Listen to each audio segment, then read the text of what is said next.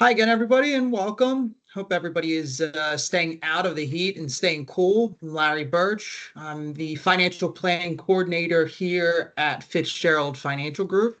So thank you again for joining us today. We're glad to have you here. Today's presentation is actually one of my personal favorites. Retain Your Brain, How to Age-Proof Your Most Valuable Asset. That title says a lot because your brain is truly your most important and personal asset.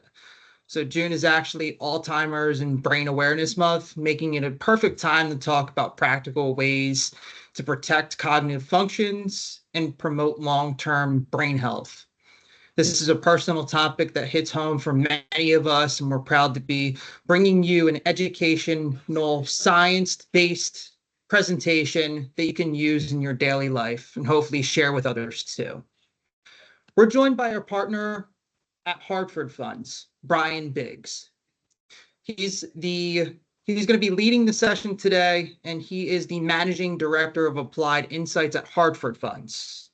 Some of you might be having some and owning some Hartford Funds in your portfolio, so he's joining us from that team. Here he educates us financial professionals and our clients on trends that shape long-term planning, from retirement income strategies to shift in lifestyle and demographics. He brings a unique blend of clear communication and research-driven insights to the table. We're excited to have him here. Before we get started, just a few things. We don't expect the session to last any longer than about an hour. I know everybody has a busy day ahead of them. All questions will be saved to the end. If you do have any questions during the presentation, feel free to email me and I'll be able to give them over to Brian. And at the end of the call, you can always use the raise hand button and I'll unmute you during the question and answer. Again, that will be at the end of the call. We're going to have a recording of today's session. We're going to send that out to everybody too. It should be about a week, 2 weeks once everything is actually approved. And if you do need a helpful guide that goes along with today's topic, just let us know and we're happy to share that with you. With that, I'll hand it over to Brian and we'll get started. Brian, thank you again. Yeah, thank you, Larry. Thanks for having us. Thank you for the intro. Thank you all for taking a couple moments out of your day to share our discussion around retain your brain. So a couple of things. I'm going to go off camera so I can save some bandwidth here, but I also want to be able to share a couple of ideas in terms of what we're going to talk about today. So, as Larry mentioned, retain your brain. Your brain is your most valuable asset. Couple things that come along with that, right? We tend to think of aging as something that as we age, maybe we lose our brain power, and we'll talk about what that means. But then also, too, like any investment that you make in life, it takes time, right? You want to prepare for it. You don't want to do it quick right now. You want to make sure you make good investments, good sound investments, good smart investments in your life. Same thing goes with your brain, right? The things that you can do to embrace the changes that will happen later in life, it starts now, and hopefully we'll give you some insight in order to attain that. We've collaborated with a gentleman by the name of Dr. Mark, spelt with a C, Milstein. So he has a book called The Age-Proof Brain. I encourage, if anyone wants to geek out while at the Jersey Shore this summer around brain health, check that book out. But he gives you some simple interventions that we can all take, no matter our age, no matter our conditions, where we can improve our brain health dramatically over time, right? So I think the big takeaway from today is, number one, there are things you can do. We'll talk about how you can do it. But the mindset that, again, like the opportunity and control is in your hands to be able to do it. So for our discussion today, we'll talk about your age versus your brain age. Oftentimes they are different. We'll talk about the elephant in this virtual room here, that taking your brain health is important. We'll talk about how to do it, and then some takeaways, again, that we can all embrace to improve our brain health over time. So to kick things off, when you think about your brain and your actual chronological age, in many cases, they're different. And so I think the best way to kind of describe this, if anyone is a music fan, Ozzy Osbourne. I don't know how old he is, but I'm just going to guess I assume he's older than his actual age. Just due to his lifestyle, just due to everything he's done. And the same thing can be said on the other end with that. There are people that may be older in age that have a very fresh and young brain. That's due to circumstances beyond maybe what you can believe. But to kind of persona that and put it in its context, there are people throughout the world called super agers. And so these people personify what it means to age and age well. In fact, their lifestyle, some genetics, but also their perspective and what allows them to do that. So you see this image of this person, kayaking, I guess, in the sea. No, this is not the fountain of youth. But some of the oldest living men in the world come from Italy. Most people assume they drink wine every day, but in fact, they actually drink goat's milk every day. That goat's milk has been proven to reduce inflammation, which is good for brain health. Some of the oldest living women in the world come from Japan. They grow their own turmeric and ginger. They're outside. They're getting vitamin D. In fact, the combination of those three things that I just talked about, sunlight, vitamin D, turmeric, and ginger, they haven't been sick in 30 or 40 years, right? These folks in Japan, particularly women. So, these are people that, again, personify aging, but their lifestyle, right? So not just what they do and what they eat, but these folks are very positive individuals. They see every day as an opportunity to impact their life as well as someone else's life. Now, they have purpose. So, these super agers, these clusters of people throughout the world who thrive beyond 100 in age, their brains are very young. Their brains are very plump. Their brains are very healthy, right? So age does not have to dictate, again, how you live your life and how you embrace this impact of super aging. In Dr. Martin Milstein's book, he gives us 5 questions that we can all really ask ourselves from a rhetorical perspective and get a sense of our own overall brain health. And so if you think about what you see here, these questions are very trite in nature, right? They seem very obvious. But if you take the first one, right, how well can I manage my day? It sounds very much so like an insurance question. The thing with our brain, though, from the time that you wake up in the morning until the time you go to bed at night, everything you do in between, how well can you do those things safely and effectively, again, as it relates to your overall brain health? That second question is, how well can I remember important information? Again, this sounds very jovial in a sense that most people can't remember what they had for lunch yesterday, and that is okay. In fact, our short-term memories are between 7 and 20 seconds. So it doesn't take a lot for us to forget things, especially with how much our brain has to operate. Questions 3 and 4 tend to go together. How well can I move and maintain balance? Question 4 is, how fast can I walk? Study shows you, as we think about aging, the impact of moving is really important. And in fact, the gait at which we walk, right? So the gait at which we move, the pace at which we move is far more important than the distance. And we'll talk about what that means going forward. But the last question is, how old do I feel? And this is that ultimate kind of bespoke question that only you can answer, but it really points to your outlook on life, right? Your purpose in terms of how you manage your life on a day-to-day basis. So these questions are important. I would ask you to think about not only how you would ask them to answer them today, but how you might have answered them 5 or 10 years ago. If you feel there's a pause in some of the answers or how you might answer for someone else, that may be a good indication to maybe talk to your practitioner, your doctor, or your health provider. You may be also thinking to yourself, okay, Brian seems like a nice guy. I'm bought into this whole concept of super aging, but he does not know my family history. And I'll tell you a couple of things. Number one, I'm not a doctor. I'm not a health professional. I have read the book, right? So I've got some expertise there. But the key part with this is you think about genetics, you think about kind of your overall health.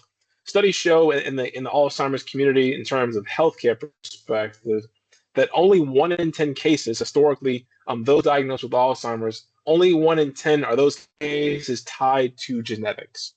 So what that means is 90% of your life really is in your control, right? So, because your mother had Alzheimer's, because your brother had dementia, that does not mean directly that you will have that, right? So you can have control over this. You can offset the impact of this through simple lifestyle interventions, and we'll talk about what they are.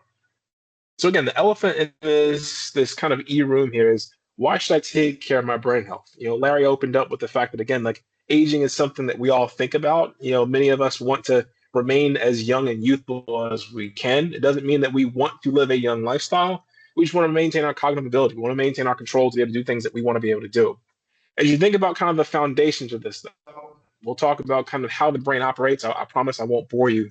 But as it relates to the Alzheimer's effect, right? Some of the scientific foundation to Alzheimer's is what's called brain trash. So just think of brain trash as the byproduct of all the work that our brain does throughout the day, the waste of what it takes, right? We eat and produce waste. Our brains do the same thing. Our brains weigh about 3 pounds. They produce about 5 pounds of brain trash per year. So it is a good amount. And the more brain trash that builds up in our brain, the older the brain becomes, right? So it's really important to address that. As you think about what you see here to the left, these are healthy neurons, and think of these as the communicators and connectors of our brain. This is how you laugh, think, cry, basically operate, right, as a human. what you see to the right of the screen are a series of unhealthy neurons, right? So these unhealthy neurons have been impacted by brain trash, the plaques and tangles. The buildup of the trash inhibits the neurons from operating efficiently, right? So they're not firing on all cylinders because there's a blockage, if you will, to these neurons. So what we see with someone who lives with Alzheimer's, we see a slowing gait, right? The ability to maybe not walk as fast. We see the tremors. In fact, Alzheimer's and dementia are also tied to Parkinson's disease, right? So, we see the physical impact of the inability of the brain to operate as it did in the past. So, this is not meant to scare you, but this is also meant to kind of give you the context needed that it is important that you take out that brain trash, and we'll talk about how you do it. There is an emotional cost to living with Alzheimer's, right? So we know that it can be a hard condition for those living with it, but those who are doing the caregiving, right? The spouses, the family, the paid caregivers, there's a cost to that. And so as you think about the emotional toll that it takes to care for someone with Alzheimer's and dementia, someone can live on average 48 years, yet some folks can live as long as 20. So just think about the good days, the bad days, the in-between days, and how that can accumulate and affect those doing the caregiving in this process. When you think about some of the more tangible numbers, right? Home health aid, assisted living, and nursing home, usually these are not things that people want to think about, especially as you think about the cost of these things. Oftentimes we'll ask people in person, let's imagine there's a nursing home opening up down the street. It's beautiful. It's got a great view. Here they have great food, great entertainment. Who wants to go take a walk down and go check it out? And, almost no one raises their hand, right? And yet this is a part of our lives, right? We know that nursing homes can be and oftentimes will be a part of our lives, particularly as it relates to cognitive care, right? So you look at these numbers, they're probably higher in Jersey. You can add $12,000 to $48,000 on top of these numbers every year just for cognitive and memory care, right? So these numbers are important to kind of maintain in our head as we think about, again, the cost of life potentially moving forward. Social insurance in the form of Medicare and Medicaid will not cover many of these costs that we talk about, which brings us to this idea that there's close to $400,000 in lifetime care just for dementia care, or lifetime cost just for dementia care. And so again, I say all these things because I'm not trying to scare you. My goal is to hopefully educate you. If you have the knowledge, if you have the power, the goal here is to mitigate the impact of these costs. These are costs that through preparation, through knowledge, that you can overcome, right? You don't get rid of all of it, but you at least shift it away. Because ultimately, as you think about kind of segmenting these dollars, if I can reduce the amount paid for lifetime dementia care, it gives me more money, more opportunity, more time to focus on what I really want to do later in life, which is travel, spend time in the community, right? Do the things that I truly enjoy doing every single day. My dad, he's a great guy. I love him. I'm biased that I think he's a great guy, but he recently took up pickleball, and he found his passion in many things in life. Pickleball is one thing that he truly enjoys, but I'll caveat that he's just not that good at it, right? And I say that not that I think he should be better. He's just not the star, on his pickleball team. And the reason that I tell you that story is not to talk about my dad, but to kind of bring to light that it doesn't matter how good he is. It doesn't matter that I don't think that he's good. What matters is that he enjoys doing it, right? He has control over what he does on Thursday nights. He has control over, what shoes he wears, all the things that, are little maybe to someone else, but big to him. He has control over, right? So the idea here is to maintain control of the things that you enjoy for as long as you can in your life. So here's how you do it, right? So when we think about kind of how the brain trash works, we think about the importance of offsetting some of the numbers.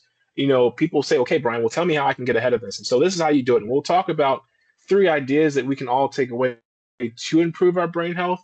But the caveat that I would tell you is I challenge everyone to pick one. Learning 3 things at one time is hard for any of us, no matter what our age is. If we focus on one thing, it gives us momentum to say, okay, I know how to embrace change, because change is hard, right? None of us want change. Our brain will tell you, you don't have to change. Let's keep doing what we're doing. So having momentum to kind of perfecting one thing is a powerful thing. So without further ado, the first thing we can do to improve our brain health is sleep better. Again, this is not meant to be trite. This is not to be Captain Obvious. We all do it one way or another. I would add that some of us do it better than others, depending on our lifestyle.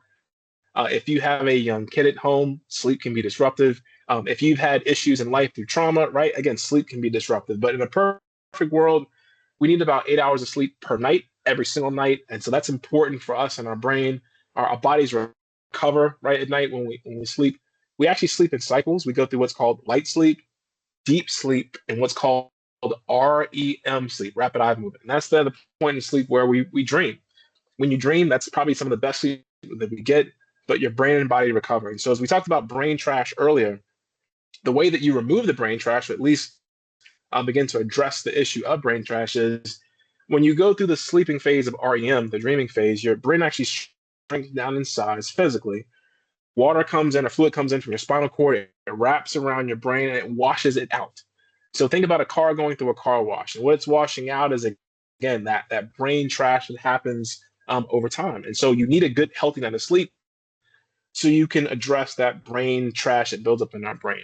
Let's kind of give you the example here that if anyone has had to wake up at 3 or 4 in the morning and go to the airport for a flight or go on a big family trip, even though you know you have to wake up, you kind of wake up feeling groggy, a little fatigued, just not yourself. And the reason for that is you did not go through the cycles of sleep that we all need throughout the night. So sleep is very important, but we would also add that influence your night of sleep. And so when you go to bed at night, you want the room to be as dark as possible. And so I think, again, not to be Captain Obvious, but turning off the lights is one layer of darkness, but also turning off the TV, right? Putting down the phone, right? Putting down the iPad, having no artificial light in addition to lights in your room. You can use black light curtains, you can use a face mask, you can use many ways to tell your brain and show your brain, hey, lights out, time to go to bed. Conversely, when you wake up the next day, you want as much natural light as you can tolerate. And so what that does, it wakes your body up, it wakes your brain up, but it also allows your body to reset for the next night of sleep.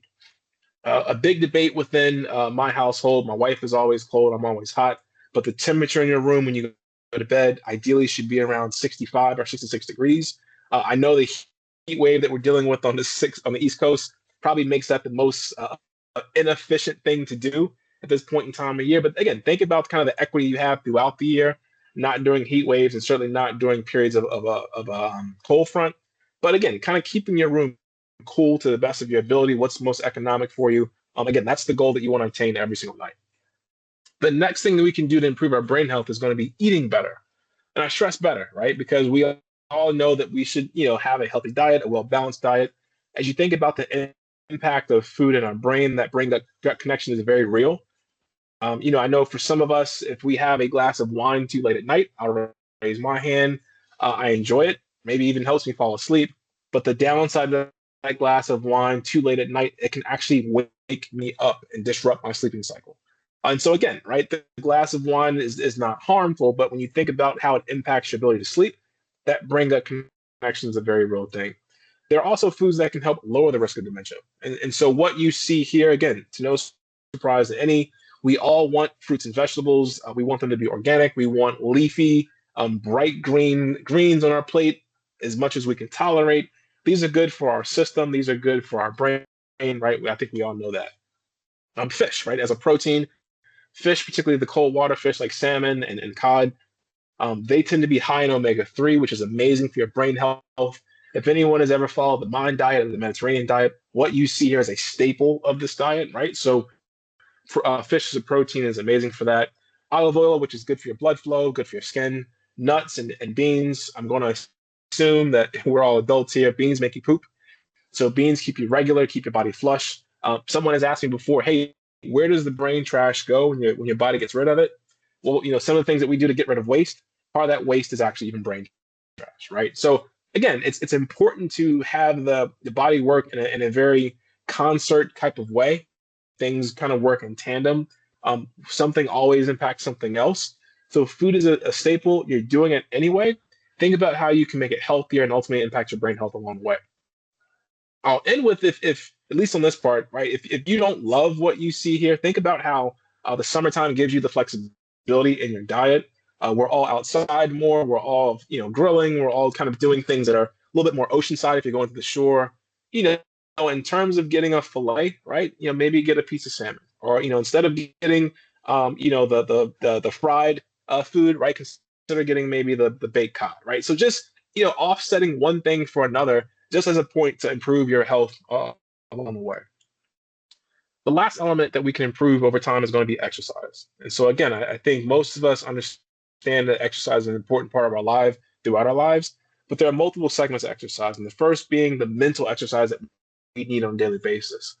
When you kind of break down mental exercise into stress, again, we tend to approach stress as a bad thing, but stress in small doses can be good for your brain health. And the example that I would give you is if anyone has planned a trip to Disney World down in Florida ever, the first time you go to Disney World, it's stressful, right? You could have one kid or six kids, right? It's just stressful.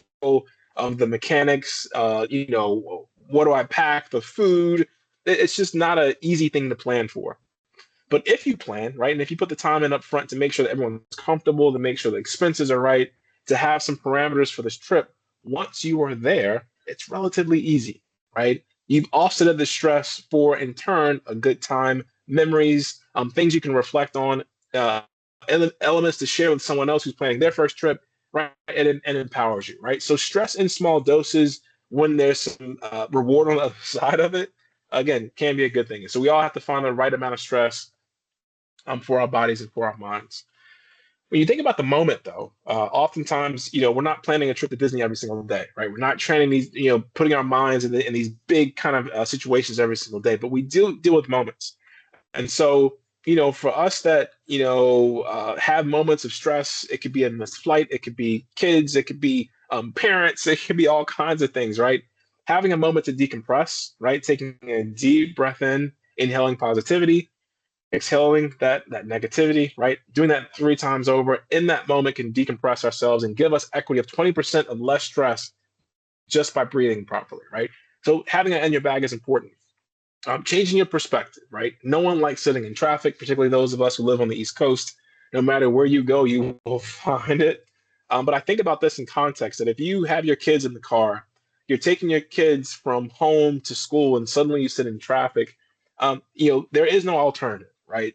You will get your kids to school. So even though the traffic can be frustrating, maybe the traffic offsets the goals, maybe the traffic even impacts your mood and those in the car. The goal is to get from point A to point B, right? There is no alternative. So when you think about that in context, it can allow you to, again, to segment the stress for another time, right? You can decompress, you can segment based on the need and the task at hand. Rose, thorn, bud, right? So rose, thorn, bud is if you reflect on the past 24 hours of your day, I would stress the personal elements of your day, things you can control. The rose is what went well. So, the Sixers had the draft last night. We got a guard. We didn't take Ace Bailey. You could make that a good thing, right? Depending on kind of how you view the world. I know he went to Rutgers, so maybe there's a jersey tie there. But, one of the things that, hey, things happen that go in your favor. Conversely, the thorn, things that don't happen in your favor, right? Maybe you wanted a certain player and it didn't work out, right? Maybe you went to your favorite restaurant and your favorite Raider wasn't there that day, right? In essence, life will go on. And so, in many things that we experience that we allow to stress us, typically they're very trivial. But the bud is what's on the horizon, right? So when you think about your life in context, especially the past 24 hours, what did you have to look forward to? It could be your kids coming home for the summer. It could be a job that you applied for and they accepted the offer, right? It could be retirement is a month away, right? There are so many things that we have to look forward to that we have to put in perspective. And so we talk about all these things, the breathing, the perspective, and rose, thorn, bud, because if you can address the simple things in life, even the big things to a certain degree, you can manage stress, you can manage depression, you can manage fear, all the things that can compound and impact and accelerate Alzheimer's and dementia, right? So it's important to manage the moments because the moments accumulate to the big things, which can lead, again, to poor health later in our lives.